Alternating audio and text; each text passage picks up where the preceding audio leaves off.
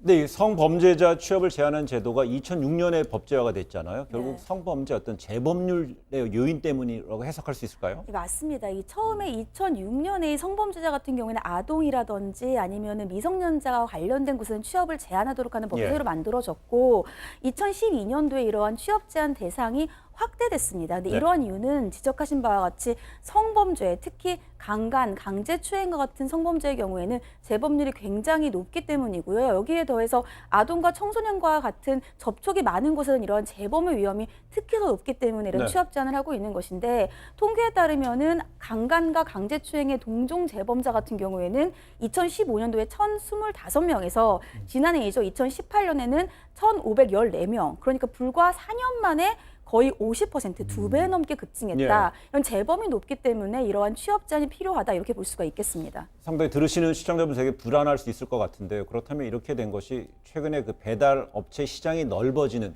어떤 환경적인 요인도 작용한 거로 볼 수 있을까요? 네, 그렇습니다. 여러 가지 문제점을 지적할 수 있겠지만 또 플랫폼 노동 시장이 점점 커지고는 있는데 제도의 사각지대에 있다 이렇게 설명을 드릴 수가 있겠습니다.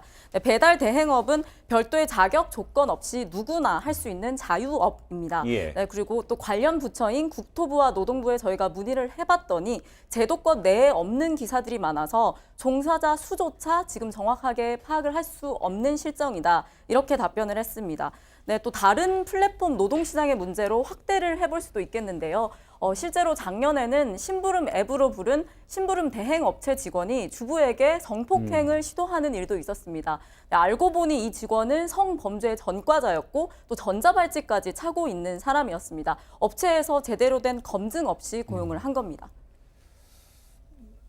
네, 전문가 이야기를 한번. 플랫폼 노동이 지금 활성화되고 있는데 그런 법이나 제도를 규정하는 부분들이 그동안은 종사자 중심으로다가 논의가 된 부분들이 있는데 앞으로는 소비자 중심으로 해서 범죄에 악용되지 않도록 하는 부분.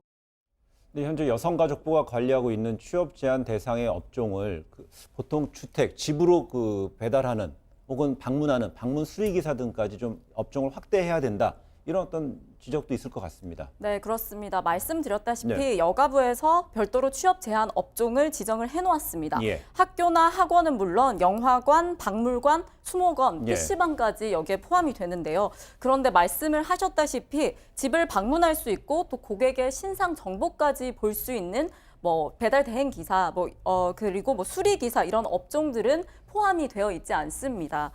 네, 여가부는 주로 아동 청소년들이 많이 방문하는 기관에 한해서 제한을 하고 네. 있다 이렇게 설명을 하지만 좀 제도적 보완이 필요해 보입니다.